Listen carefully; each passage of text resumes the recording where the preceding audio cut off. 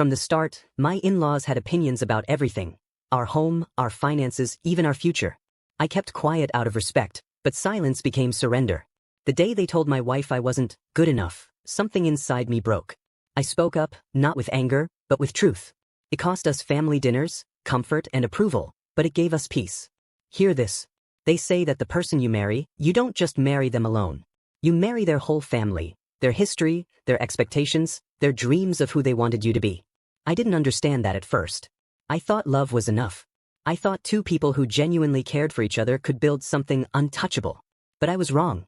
Sometimes the people who claim to love your wife the most are the same people who will dismantle your marriage from the inside, piece by piece, with smiles on their faces and concern in their voices. This is what happened when I finally realized that my silence wasn't protecting my family. It was destroying it. Welcome to my Reddit diaries, where every story reveals the unseen battles within families. Don't forget to subscribe and tell me in the comments, where in the world are you watching from? I met Sarah in college. It was one of those moments you don't forget, the kind where you look at someone and something just clicks. We were both at a friend's party, and she was standing near the window, genuinely listening to someone talk about something neither of us cared about. She was kind. That was the first thing I noticed about her. Not just polite, but actually genuinely kind. We started dating 3 weeks later, and from the very beginning, Sarah's family welcomed me. Her father, Michael, had a firm handshake and a booming laugh. Her mother, Patricia, made these incredible Sunday roasts that Sarah would call about for days afterward. Her younger brother, David, treated me like a friend from day one. When I met them all that first time, I felt like I'd stepped into one of those ideal families you see in movies. They asked me questions about my own background, my family, my dreams. Patricia held my hand and said, "I'm so glad Sarah found someone who makes her happy." Michael clapped me on the shoulder. "Take care of our girl," he said, but he was smiling. It felt warm. It felt safe. 5 years later, I would understand that this was all part of the performance. Sarah and I got engaged after 3 years of dating. I proposed in the same park where we first kissed, and she cried so hard she couldn't speak for 5 minutes.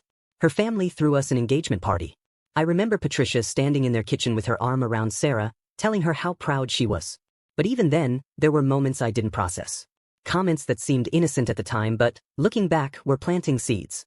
"That venue you're looking at is beautiful, but it's awfully expensive," Patricia said as we flipped through wedding folders. "You must be making quite a bit to afford something like that." I laughed it off. It was just a mother concerned about money, right? "Sarah deserves security," Michael added during a conversation about our finances. "You're not thinking about a house yet, are you? Wait until you're more established." I nodded. He was just being practical. The wedding planning became this slow, relentless process of suggestions. The colors were too bold. The guest list was a bit modest. My family's traditions were quaint, but maybe too simple for a wedding this size. By the time we got to the wedding day, I felt like the event had been designed by a committee rather than by Sarah and me. But Sarah looked beautiful. I barely noticed anything else. We bought our first house 2 years after the wedding. It was a modest place in a neighborhood we loved, about 15 minutes from the city. Sarah and I had saved for years for the down payment. We stood in the kitchen on the day we moved in, and Sarah spun around slowly, taking it all in. "This is ours," she said. "We did this." I kissed her. I remembered thinking that nothing could touch what we'd built. We had each other and a place to build our future. The first surprise visit from Patricia came a week after we moved in. She walked through the house with what I can only describe as a tour guide's energy, commenting on everything. The furniture was outdated. The neighborhood was charming, but quite far from everything that matters. The kitchen was smaller than she remembered when we looked at it. She stood in our bedroom with her hands on her hips. "Well, you're brave," she said. "Living out here in the middle of nowhere." Sarah laughed nervously. "Mom, we like it. It's quiet. It's peaceful." "For now," Patricia said. "But wait until you want to start a family. You'll regret not being closer to family. Trust me on that." I said nothing. I told myself that in-law visits were normal, that this was part of the deal when you got married. I offered Patricia coffee. I made conversation. I tried to make her comfortable. That was my first mistake. Over the next 2 years, the visits became more frequent. So did the comments. Michael started making jokes about my career. I worked in marketing for a mid-sized tech company. I was doing well, but I wasn't climbing some prestigious ladder the way Michael had done in finance. Over Christmas dinner, while Sarah was in the kitchen, he turned to me and said, "It's nice that you have that job, but you're not really thinking big picture, are you? A man your age should have ambitions." He was smiling when he said it, so I smiled back. We both pretended it wasn't an insult. Patricia started inserting herself into our finances. She would ask about our mortgage rate, our savings, our investments. When she found out we were going on vacation, she questioned whether we should really be spending that money. Sarah needs security, she said again. What if something happens? What if you lose your job? Then what? I wanted to tell her that I had a solid emergency fund, that I had life insurance, that I was taking care of her daughter. But I didn't. I explained my financial plan. I showed her the numbers. And somehow, no matter what I said, she found something to worry about. David, Sarah's brother, started making subtle digs. At family dinners, he would reference my family's background. My parents weren't professionals like Michael and Patricia. My father was a construction manager. My mother was a school teacher. Good people, hardworking people. But David talked about them with this gentle condescension, as if they were characters in a story about people who didn't quite understand the way the world really worked. Sarah defended me at first. When her mother made a comment about my career choices, Sarah would say, "Mom, he's happy. That's what matters." But over time, her defenses became weaker. They became shorter. Then they became agreements. I started noticing it in small ways. She would mention something her mother had said about our house. "Mom thinks maybe we should consider selling and moving somewhere more central. She might even help us with the down payment on something nicer." I would ask her what she thought, and she would hesitate. "I don't know. Maybe she has a point." Late at night, in bed, I would feel her tension. I would ask what was wrong, and she would say, "Nothing. I'm just tired." But it was more than that. There was a distance growing between us, and I couldn't quite identify where it was coming from. Or maybe I just didn't want to see it. 3 months before the dinner that changed everything, Patricia called me at work. This was unusual. We rarely spoke one-on-one.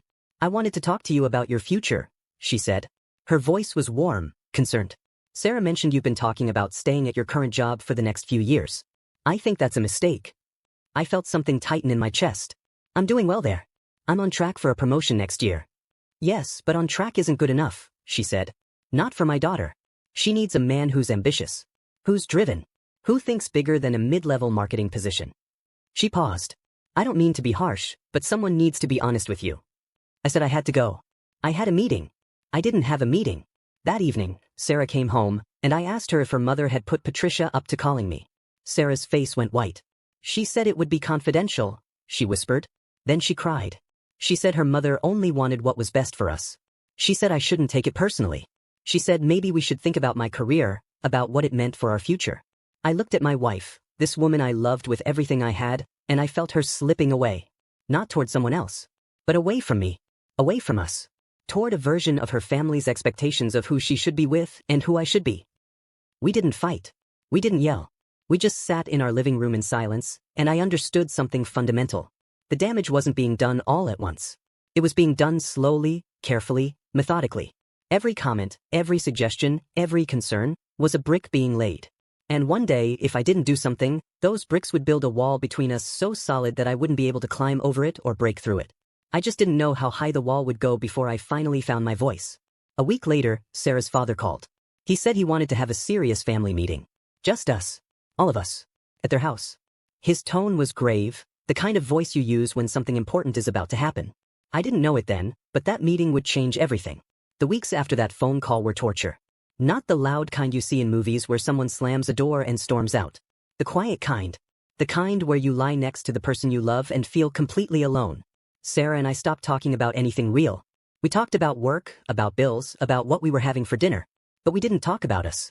I would try to bring up how she was feeling, whether something was bothering her, and she would say she was just tired, just stressed at work, just dealing with family stuff. Always just something. Never actually something we could solve together. Her parents increased their visits. Patricia started showing up on Saturday mornings without calling ahead, saying she was in the neighborhood and thought she'd stop by.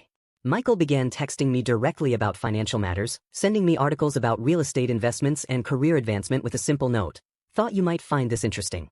David made comments at every family dinner about how Sarah seemed stressed, how marriage must be hard, how he hoped things were working out. Then Patricia called me at work again. This time, she didn't ask about my career. She called to discuss our future children. Not if we were planning to have them, but when. She had opinions about that too. She thought we should start trying soon, before Sarah got too old. She had concerns about our finances being stable enough to support a family. She wondered if I was emotionally ready for fatherhood given that I wasn't particularly ambitious in my career. I told her that Sarah and I would make those decisions together, in our own time. Patricia laughed. It was the kind of laugh that made it clear she didn't believe I had any authority in those decisions at all. That evening, I overheard Sarah on the phone with her mother. I didn't mean to eavesdrop. I was walking down the hallway toward our bedroom when I heard her voice coming from the kitchen. I stopped. I listened. I know he tries, Sarah was saying. Her voice sounded tired. Defeated. But sometimes I wonder if he's really the right person for me. Like, is this it? Is this what I'm supposed to do? My heart stopped. Patricia's voice came through the phone speaker, loud enough for me to hear. Honey, you deserve someone who makes you feel secure. Someone who has vision. Someone who can provide for you the way your father provided for me. This isn't about him trying. It's about whether he's capable. I know, Sarah said quietly. Sometimes I feel like I'm just settling. I walked back down the hallway. I went into the bathroom and locked the door. I sat on the edge of the tub and tried to breathe. The woman I loved, the woman I had built a life with, the woman who had told me she wanted to spend the rest of her life with me, she was telling her mother that she might be settling for me. That I might not be enough. I wanted to be angry. I wanted to storm out there and demand answers. But what I felt was worse than anger. It was despair. It was the realization that I had watched this happen in slow motion, and I had done nothing to stop it. When Sarah came to bed that night, I asked her about the phone call. She froze. She said I was invading her privacy. She said parents and daughters were supposed to be able to talk about their lives without it becoming an issue. But then she said something that cut deeper than anything her family had said to me. I was just venting, she said. You're overreacting. But she didn't deny it. She didn't say she didn't mean it. She didn't say that she loved me and wanted to build a future with me. She just said I was overreacting. I realized something that night. This wasn't about a single conversation. This wasn't about one moment where everything fell apart. This was about years of erosion. Years of her family whispering doubts in her ear. Years of me staying silent, thinking that my love would be enough to sustain us both. It wasn't. Love alone isn't enough when someone you trust is systematically dismantling your confidence in the person you chose to be with. I spent the next 2 weeks thinking about what I needed to do. I thought about leaving. I thought about trying to convince Sarah that her family was wrong about me. I thought about accepting that this was just how our marriage was going to be, me fighting against her family for her attention and affection. None of those options felt right. Then I decided to do the thing I should have done months ago. I decided to speak. I called Michael. I said I needed to have a family meeting. All of them. In their home. This time, I was setting the terms. He sounded surprised, maybe even concerned. He said of course, whatever I needed. We scheduled it for the following Sunday. I didn't tell Sarah what I was planning. I knew she would try to stop me. She would be furious that I was going behind her back. But I also knew that if I asked her permission, she would side with her family. She would call her mother and warn them. And nothing would ever change. The drive to her parents' house on that Sunday felt like driving to my own execution. My hands were sweating on the steering wheel. Sarah sat in the passenger seat, arms crossed, angry because I had insisted on this meeting but refused to tell her why. We sat around their dining room table. Michael and Patricia on one side, their son David on the other, Sarah next to me. The air was thick with anticipation and confusion. Patricia had made coffee. There was a cake. She thought this was a social visit. I looked at Sarah. She was staring at her hands. I started speaking. My voice was steady, but I could feel my heart pounding.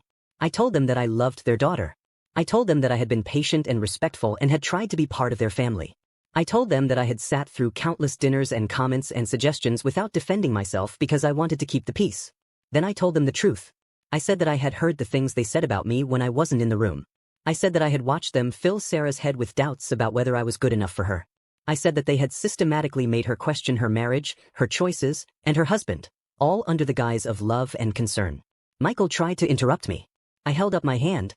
I kept going. I said that I was setting a boundary. A real one. If they continued to interfere in my marriage, if they continued to criticize me or undermine my relationship with their daughter, then I would not be part of their family anymore. Not in anger. Not in drama. But firmly and completely. You can have a relationship with Sarah, I said. But only if you respect the marriage she chose. And the man she chose. Those are the terms. Patricia stood up. Her face was red. She said that she was only trying to protect her daughter. She said that she had every right as a mother to express her concerns. She said that I was being selfish and trying to isolate Sarah from her family. No, I said. I'm protecting my marriage. There's a difference. Sarah had tears streaming down her face. She wasn't looking at me. She was looking at her mother. Michael said I was being disrespectful. He said that family comes first. He said that I was making Sarah choose between him and me, and that was manipulative. She's choosing, I said quietly. But not between you and me. She's choosing between the truth and a lie. Between her marriage and her doubt. Between who she really is and who you've convinced her she should be. I stood up. I looked at Sarah. I love you, I said. And I'm not going to watch you disappear anymore. Then I left the dining room. I went to the car and waited. It took Sarah 20 minutes to come out. She didn't say anything on the drive home. She didn't say anything that night either. We slept on opposite sides of the bed, a distance between us that felt like miles. But something had changed. I had finally spoken the truth. And now we would have to live with the consequences. 3 months of silence can feel like a lifetime. But sometimes, a lifetime of noise can be healed by 3 months of peace. After that Sunday dinner, Sarah barely spoke to me for 2 weeks.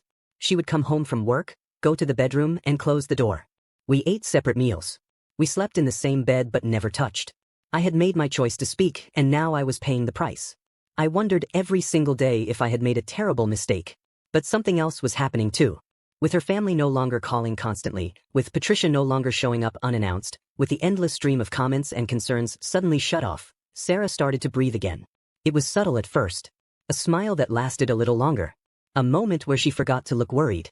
Then one evening, she came into the living room where I was reading and sat down next to me.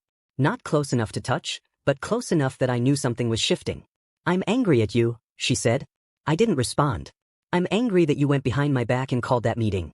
I'm angry that you made me choose. I'm angry that you forced this situation." She paused. "But I'm also relieved." I looked at her.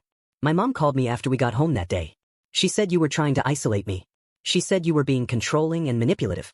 She said I needed to think about whether this marriage was worth the cost of my family." Sarah's voice was steady, but her hands were shaking. And I realized something. She's been saying some version of that my entire life. She's been telling me what to think, who to trust, what I should want. And I just accepted it. I let her live my life for me. We talked that night for the first time in weeks. Really talked. Sarah told me about things I didn't know. How her mother had always been critical of her choices. How she had grown up feeling like she could never be good enough, no matter what she accomplished. How when I came into her life, she was terrified that her mother would find a reason to disapprove of me, and when she did, it felt inevitable. Like proof that Sarah's judgment was flawed. "I started believing her," Sarah said. "I started thinking that maybe you weren't right for me. But that wasn't because of anything you did. That was because my mother has spent 30 years teaching me not to trust myself." We didn't fix everything that night.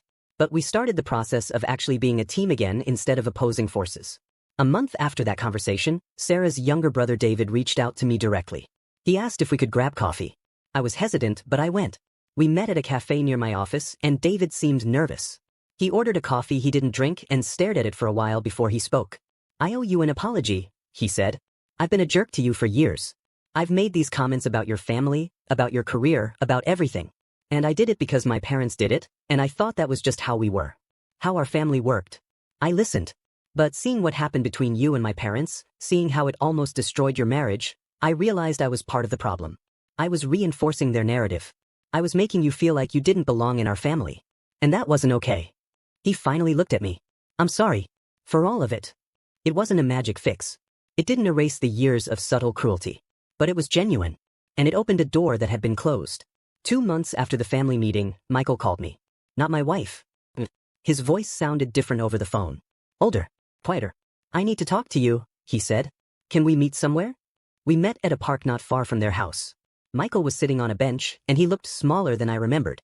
We sat in silence for a while before he started speaking. "I've been thinking a lot about what you said. About how I've been treating you. About how I've been treating Sarah." He paused. He was struggling with something. I realized I've been trying to control her because I couldn't control anything else in my life. When Sarah was younger, I had this vision of what her life would look like. Who she would marry. What kind of life she would have. And when she chose you, I couldn't accept that my version of her future wasn't her version. Michael looked at me directly. "I was wrong. And I'm sorry." "Okay," I said. "Because what else could I say?" "I want my daughter back," he said. "I want to know her again. But I know I have to respect you and her to do that. I have to respect the life you've built together." "You do," I said. "And it won't be easy. Trust has to be rebuilt." "I know," Michael said.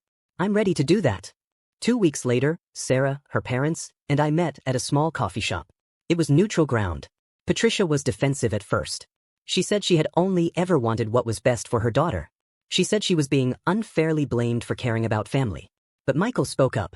He told her that some of the things they had said and done were hurtful, that they had overstepped, and that they needed to respect the boundaries I had set. Patricia cried. Not big, dramatic tears, but quiet tears that seemed to come from a genuine place. "I'm sorry," she said finally. "I didn't see what I was doing." Sarah reached across the table and held her mother's hand.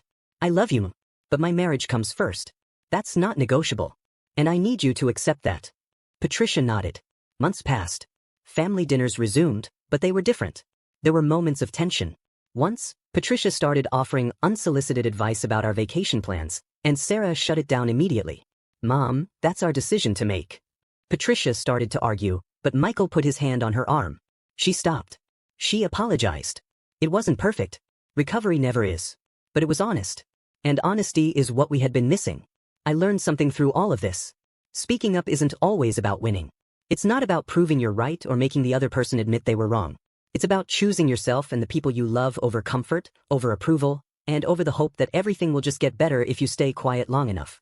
My marriage almost ended because I waited too long to speak. My wife almost became a person I didn't recognize because I was too afraid to stand up for what was right. The family I had fought so hard to belong to almost destroyed the family I had built. My in-laws and I aren't perfect now. We're not suddenly one big happy family with no problems. But we're real with each other. And that matters more than pretending everything is fine while the foundation crumbles. If you're in a situation like mine, if you're watching the people you love get manipulated, controlled, or diminished by someone who claims to care about them, speak up. It might cost you comfort. It might cost you approval. It might cost you family dinners and holidays and the illusion that everything is okay. But it won't cost you yourself. And in the end, that's all you really have.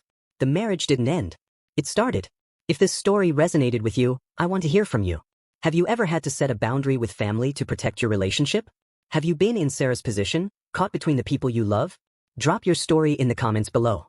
Share where you're from and what your experience was. This community thrives because we share our truths with each other. Subscribe for more stories like this one, and hit the notification bell so you never miss a chapter. Thank you for being here, and I'll see you in the next one.